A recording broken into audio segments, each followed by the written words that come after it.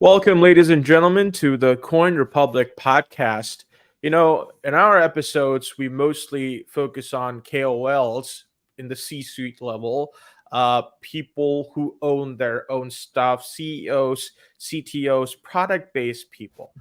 But on the other hand, we have this high octane world of consultants who come to these people, CEOs, CTOs, CFOs, and they're no less than these C suite guys because they solve complex business problems.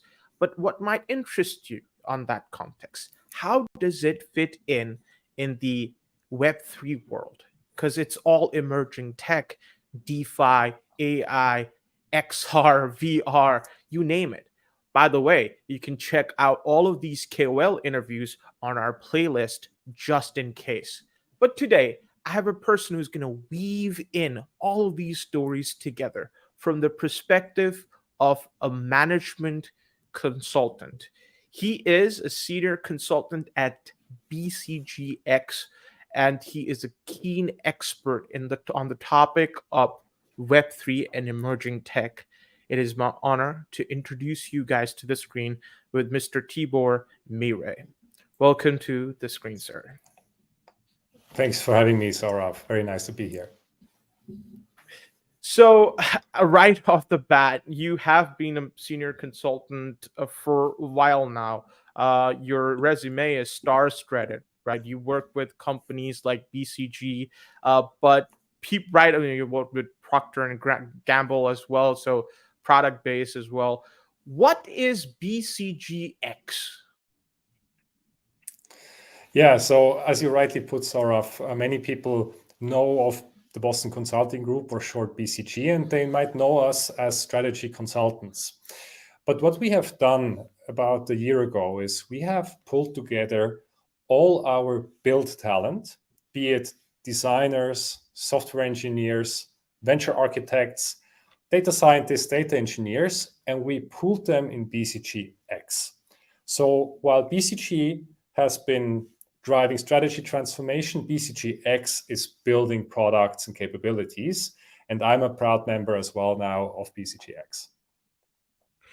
So could you let a lot of people who want to focus on a consultancy career, they know, and it's a tough nut to crack out there. You have seen a little bit of both sides of the world, product based and all of that, and you are a Web3 expert. How does it fit in the world of Web3 and emerging tech? So if I take a step back, the only reason why consultants should exist is because they know something or can help you achieve something that you wouldn't know or be able to do on your own, right? That's the raison d'etre why we need consultants. And that is especially true when it comes down to new technology. And that wave we're now in the middle of, consisting of new technologies such as Web3, XR, or now also the renaissance of AI through generative AI, is just a perfect storm where consultants that are able to ace that space can be of a value add. Mm-hmm. So I was going through your LinkedIn posts and found a post related to livable life and digital legacy. What do you like your tombstone to say, and why do you hope to see your digital legacy to be? Well, that's a good catch, and maybe I can also share a bit how I arrived at that topic. It was actually from my personal life. So my wife approached me and said, "Hey, we should talk." I was immediately saying, "Okay, what do you want to talk about?" But she said, we should really think through how do we want our legacy to look like, and this is a range of questions that everybody, to be honest, should be answering for themselves. How do you want to be taken care of if you fall ill and you cannot no longer decide? Or how should your affairs be in order in case something happens? And we have a 5-year-old daughter. And one of the key reasons to actually deal with these questions is also because of her, because in the event something happens to us, we definitely don't want to put her into a situation at some point where she has to deal with ambiguity, but rather can rely on what we have defined for ourselves. Now, to your question, what do I want to have on my tombstone? The first question is, will there even be a tombstone, or will that be maybe something more interactive? Is it going to be maybe a tombstone you can talk to, and maybe a large language model trained on my personality or past interviews, or even personal letters that I might have stored, would allow my daughter, or anybody else for that matter, of my loved ones, to still have a conversation long after I am gone. And I think those are some of the questions that arose from that seemingly a simple question of how should your legacy look like. Interesting. This podcast just went a little dark. We're talking about post-mortem NFTs now. That's one of the interesting, that's one of the interesting use cases, and it could be possible. And I love the term digital legacy. A lot of, we've interviewed a lot of people from digital ID spaces trying to, so let's focus on use cases, because I talked to these founders and they have so many use cases for their product. You also are a basketball enthusiast. So if you were given a choice between Michael Jordan or a Kobe Bryant exclusive NFT, what would it be? And in that context, I want you to bridge in a couple of use cases that you think NFTs particularly bring to the table. Yeah, I'm going to try to take this one alley-oop, but for me that one is an easy one, and I'm sorry, all Kobe fans out there. For me, Michael Jordan is still the greatest out there. The Bulls back in the 90s, they were simply a team for themselves. And the NFT bit has actually evolved a lot, right? I think all of us have seen the craziness about 2 years ago. Many of us have lost a lot of money in the NFT space, but NFTs has come a long way. And I think if you talk about use cases, I am certain of that the traditional PFP type use case, that you have a fancy profile picture based on an NFT, that one is dead in the water. I don't believe that alone has still value per se, with the exception of, let's say, some really specific artwork or some niches. But the things that really excite me more, and that's actually a lot of, or you want to ask a question, yeah? Yeah, follow up on that, because you just said PFP don't matter. So, crypto punks and Bored Ape Yacht Club guys are gonna take offense to that. So no, well, yes and no, yeah. So I think if you take the Bored Ape Yacht Club, if you take close attention, I think they actually have moved already quite far away from just being a PFP, and I think that is the core of it, right? Having value is coming down to really creating utility beyond the asset itself, right? And I think one thing that we observe in our daily work is that we actually see a renaissance of Web3 when it comes down to use cases around loyalty. Yeah, and that's one of these areas where loyalty is not a new thing. Loyalty programs have been around for decades, but now marketeers and loyalty experts have discovered that could be one of the golden use cases, where if you intelligently take that utility which is hidden in, let's say, these current Web 2.0 loyalty programs, and you unleash it by turning it into a Web3 enabled one, you can suddenly have much bigger ecosystems where you can spend your points, and you can also more easily create token gated experiences available to the different members of such a loyalty program, just to name two of the use cases. Also, another potential use case, I'm really excited about that. Well, Vitalik talked about soul-bound tokens, since tokenization is the keyword we're talking about here, right? And NFTs are transferable ownership. Soul-bound tokens, he says, and it's still on, I don't know what's the update now. It's not, practical yet, but it's like it's unique to yours. Like, if it belongs to me. It's my own. So how do you think that sort of ownership would transcend this tokenization space? Yeah. So I think next to loyalty, which I just mentioned as one of the golden use cases, I think identity is the other clear contender. And what you're mentioning with soulbound, there are some other technical ways how you can achieve identity.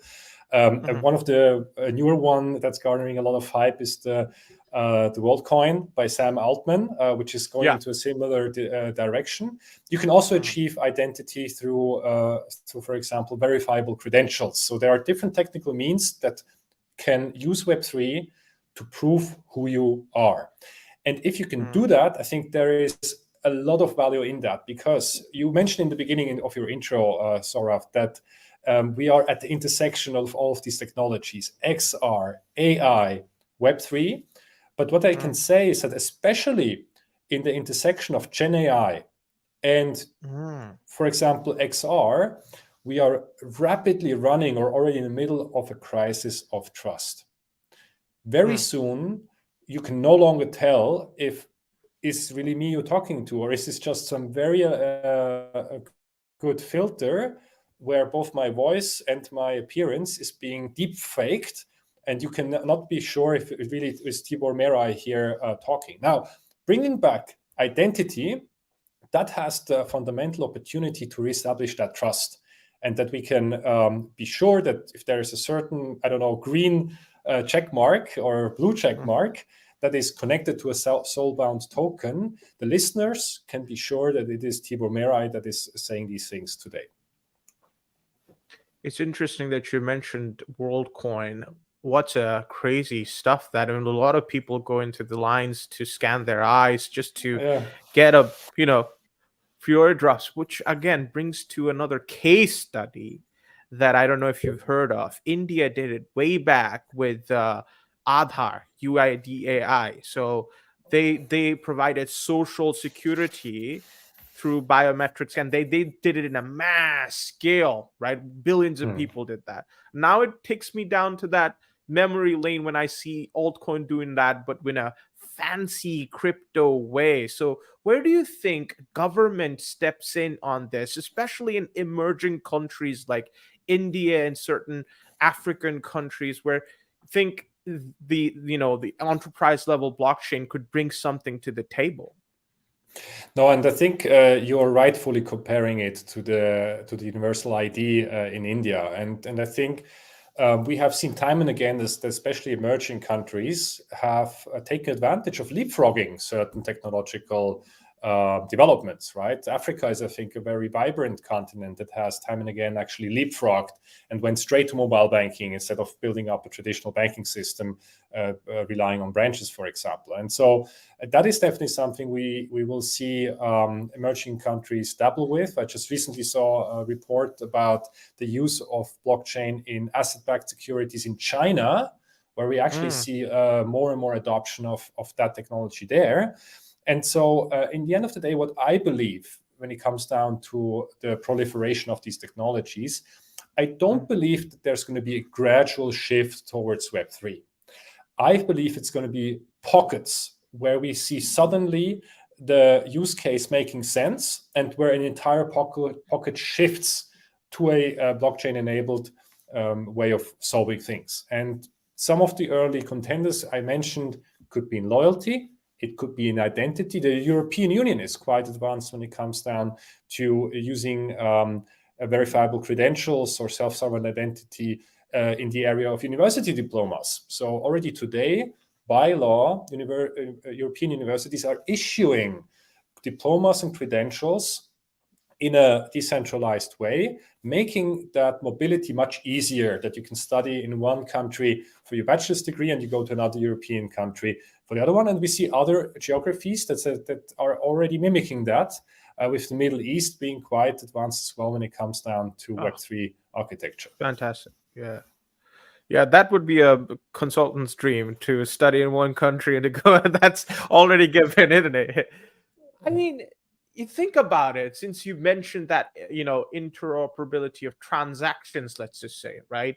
I see it as a DeFi revolution. Although with Bitcoin, the point was it's a decentralized peer-to-peer transactions that tackles double spending and nada. You can find it in the white paper. Right. But the whole point behind DeFi was to provide liquidity, but at the same time they're prone to attacks. Not saying they're like, they're exclusively being attacked. Even centralized companies are being attacked, right? Cybersecurity attacks.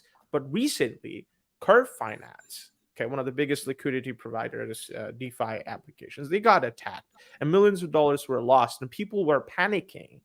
Right, it turns out to be a bug of on a compiler of some sort. Hmm. So when you hear this, I want to ask you about blockchain trilemma. Right, I'm going to expand on it a little bit. Hmm. Security, scalability, and adoption. Right. So security, let's address that first. From that point of view, where do you see it standing? Because people say it's not secure. Blockchain is not secure anymore. Yeah, so I think if you pay very, very close attention, I think you need to cut also through a bit the noise or a lot of, let's say, also the what the news outlets are publishing, because news love a scandal. Except for They us. simply Except for love. us. Yeah, so I mean, you're here on the inside, but FTX, just the big news splash that made. But if you pay close attention and you find out where were the vulnerabilities, it is almost always in a centralized, either technical part of the chain or by humans that have manipulated a certain centralized entity. And I think we're still in the early days of fulfilling the decentralized vision Web3 or DeFi is proposing. Yeah, we aren't there yet that every step of the value chain is running decentralized. And maybe for some time it is still required to have certain centralized functions. But I think with every one of these scandals, the whole space is actually moving forward. I think we see regulators stepping in more actively, and that is a good thing. Because many listeners that are not familiar with the space, they think, oh, once something gets regulated, that's no longer interesting. Suddenly it becomes maybe more expensive or more complicated. No, regulation is a good thing because it gets rid of the gray areas. And gray areas is what prevents institutional investors to go into a space. Institutional investors, they need to have clarity. They need to know what is black, what is white, where can I also trust that what today is black and today is white stays like that, so that I can actually invest in the long term. And that's, I think, something we have seen the space advance quite a bit. Actually, also thanks to those scandals. So how do you justify SEC continuously, perpetually attacking crypto projects left and right, bullying them to adopt to their ways? Where, you talked about regulation, it's positive, but there is a difference between regulation and big boy bullying. Yeah, I mean, that is as you say, it's a fine line, and again, I think the whole Ripple kind of controversy with the SEC attacking Ripple has, in my view, been productive. There is more and more clarity in which circumstances a cryptocurrency is considered a security and where it isn't. And the more we can gain clarity, the more market participants can actually participate. And it's a regulation. The other side is also leading to competition. Yeah, I mean, I grew up in Switzerland. Yeah, which is the home of the traditional, let's say, banking system. Interestingly, Switzerland is also home to DeFi in many senses. Vitalik was in Zug. Yeah, Zug. Exactly. I was born in Zug myself, right? Oh, really? And so, and Switzerland has understood, because we are a country with no natural resources, that we have to compete on knowledge and we have to compete also on regulation. That's why Switzerland has become home to the most powerful, some of the most powerful banks on the planet. And that's also why Switzerland is also leading the charge in terms of crypto regulation and is a hub for innovation in that regard as well. You're the third person I interviewed from Zug this year. So that's interesting. There's something over there in the water or something. You just DeFi and finance. You guys are obsessed over that. One of the crypto capitals. I do want to talk about it. I mean, when you talk about hotspots, destinations for crypto-friendly destinations, El Salvador is interesting. Dubai is glamorous.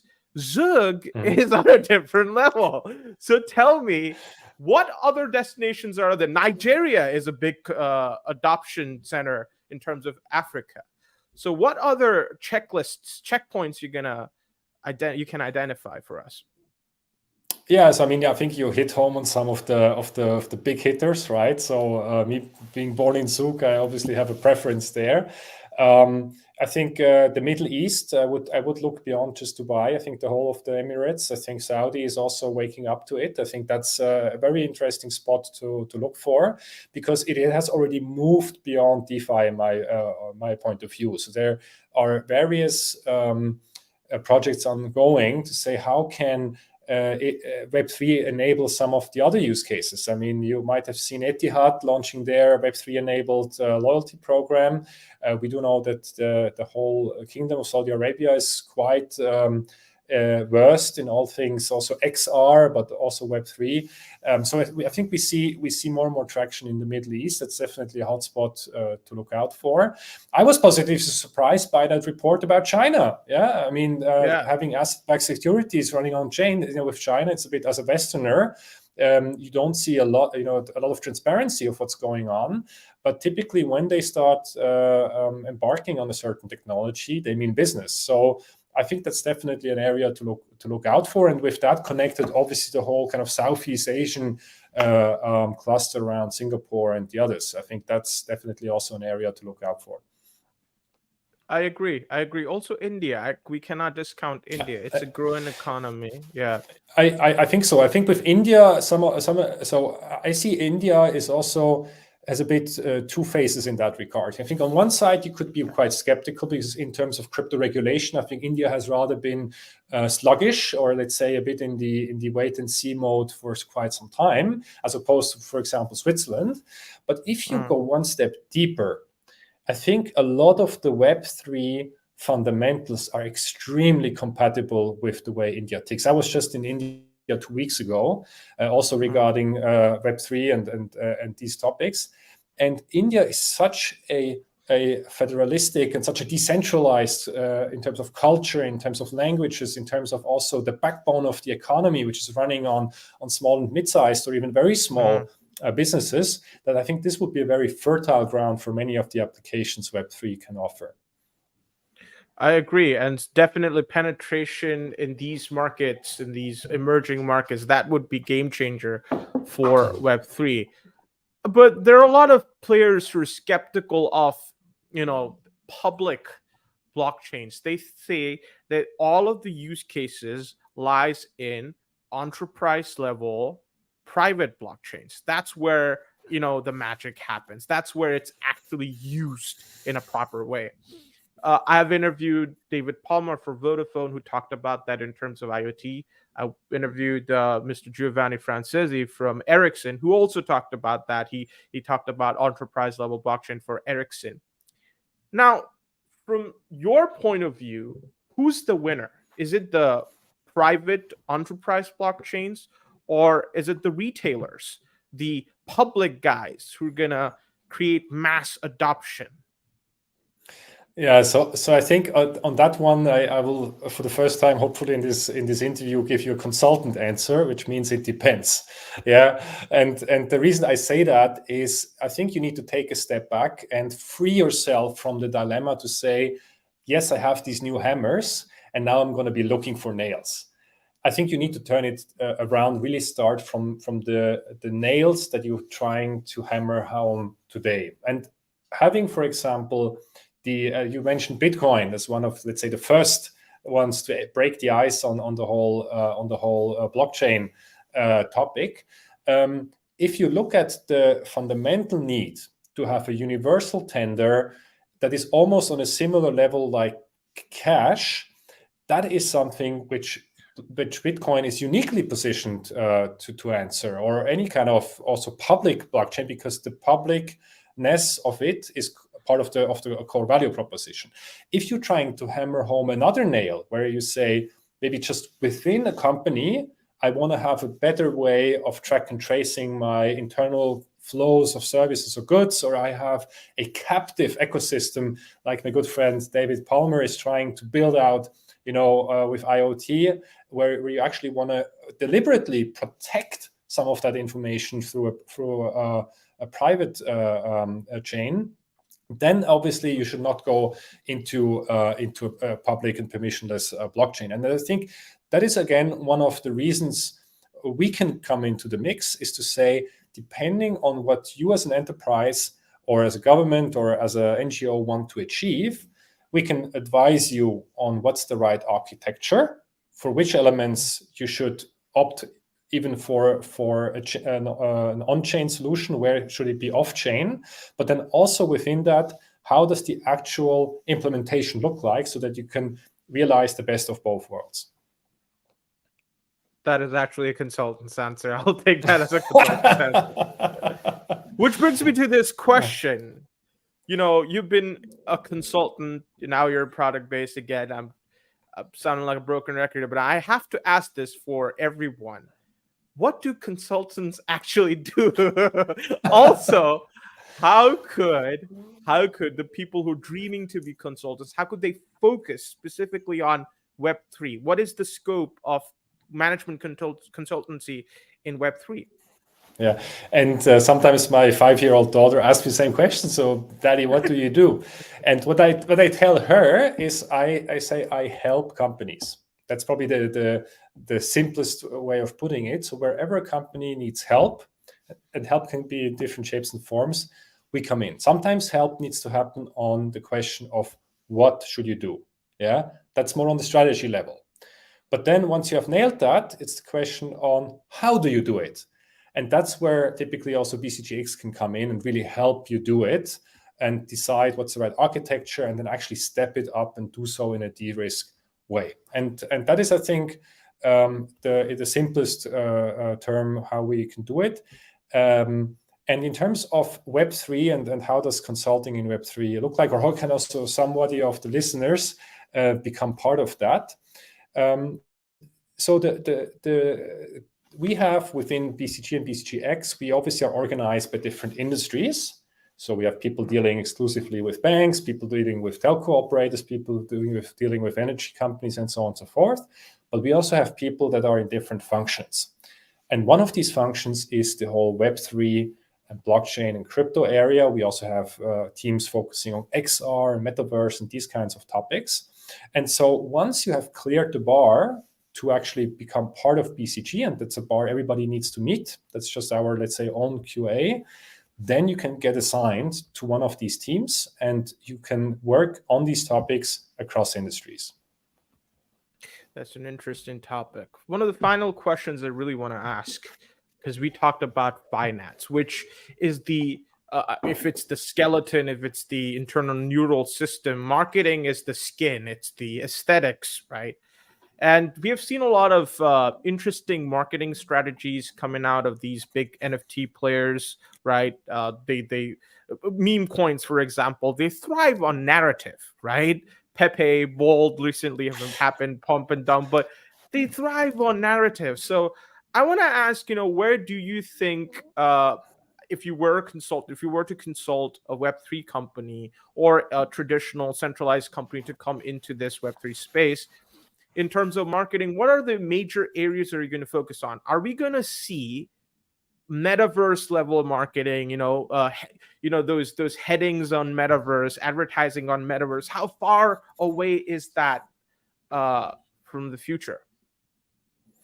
Yeah, so you were asking two questions. One was kind of what would I advise a Web3 company in that space, what to go for. And the second one is how close are we to that metaverse future? I mean, on the first one, let me actually quote another fellow BCGX managing director and partner who I was conversing with about the whole topic of also investing in companies, be it in the Web3 space or not. And one question that he said that a friend of his is asking herself when she decides on which company to invest in, and that's true for any kind of Web3 or non-Web3 company, is she's asking herself 3 questions: oxygen, medicine, or candy?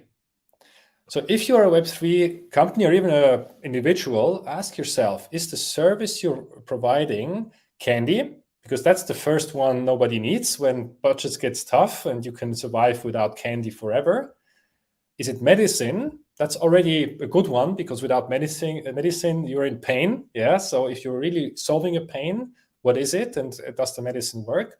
Or are you one of the very rare unicorns that is actually providing oxygen that companies or individuals cannot live without if you provide it? I think that's the more on the meta level what I would suggest Web3 companies take a long and hard look at what they're offering, in which of these three buckets they fall, and how can they move towards either medicine or even oxygen. And I think the second question around how close are we towards this kind of metaverse vision? I think we aren't there yet, but I think we're closer than you might think. I think we see now acceleration happening across all of the three ingredients, how we lay it out towards the metaverse. Immersive technologies, with Apple Vision Pro now entering the market, which will be a step up. We have the Quest 3 coming in with Meta coming out in October. We have rumors that also others are launching their devices. And that will not yet be the end of it. It took until the iPhone 4 that the smartphone market really ballooned. But maybe the Apple Vision 4 might then already be the moment for that. So XR is moving in that direction. We have Web3, which is, I think, undergoing some growing pains. But I think in itself, Web3 has undergone the Gartner hype cycle. And we're now on that slow but steady upward trajectory, where I do believe that more and more of these fundamentally useful use cases are emerging. And the third ingredient are these meta worlds, so platforms where people currently spend their time playing with Roblox or Fortnite or some newer platforms. And as they are all converging, I do believe that more and more of our daily life will be happening in some shape or form of this metaverse future. Fantastic. Before we part, final question. Do junior management consultant guys, do they need to fear their job to ChatGPT and generative AI? I mean, it is just amazing what ChatGPT and generative AI is capable of doing. And I actually, myself, I'm using it almost on a daily basis. Some stuff is on the personal side, but increasingly we're also embedding it in the way we do work. But I think, I don't think that, and that is true for any profession, and you've heard the saying for sure as well, I don't think a junior management consultant will be replaced by ChatGPT or generative AI, but he or she will be replaced by another junior management consultant using ChatGPT and generative AI. So it's more about turbocharging what we do with these tools, but that will just kind of augment the whole profession in itself. That's a fair enough, politically correct answer. Thank you for that. But I am going to say I had fun today. I had got a lot of things to learn. I'm going to look at this interview as I edit it and take something out of it, and hopefully going to give you some snippets out of it. You know the deal, ladies and gentlemen. Use the timestamps, navigate throughout the video, share, and follow Mr. Tibor on LinkedIn. Mostly, he is very active there. Twitter, is that a good place to, LinkedIn is my number one channel. So if you want to stay up to date, follow me on LinkedIn. LinkedIn it is. And, whatever you need, if you can't afford it, go to VCGX. That's it. I don't know if they can, but if there is any CEO watching it, I don't know. I'm going to pitch it. Who cares? All right. So thank you very much for tuning in. I'm going to see you on another episode, but I'm going to keep a close eye on what Mr. Tibor does so that if he comes on news, I can cover it and get some PR for myself as well. Bye-bye. Thank you.